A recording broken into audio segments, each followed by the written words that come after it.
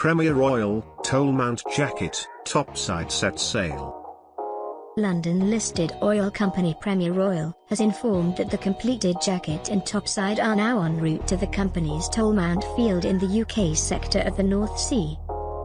The 500 BCF field, sanctioned in 2018, had been on schedule for first gas by the end of the year, but COVID-19 then struck, leading to a lockdown in March at the Rossetti Merino yard where the platform was being built, and consequently, delaying the first gas date. Work at the platform resumed in May, and the facilities were in August loaded on a Heerema barge in Ravenna.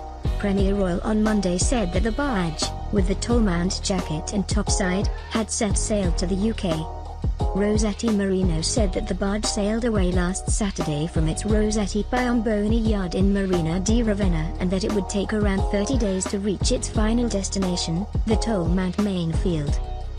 The offshore facilities will, upon arrival in the southern North Sea off the UK, be installed by Heerema Marine Contractors' giant semi-submersible crane vessel, the Sleipnir. The installation works are scheduled for late September/early October period. After the installation, Premier Oil will mobilize a drilling rig to the location to drill 4 development wells. First gas from the Premier-operated Tolmount fields is forecast for the second quarter of 2021, with the field expected to add 20 to 25 kbp to the company production once up at plateau rates later in 2021. Gas from the field will be shipped to shore via pipeline. The partners in the Tolmount gas field are Premier, 50%, and Dana Petroleum, 50%.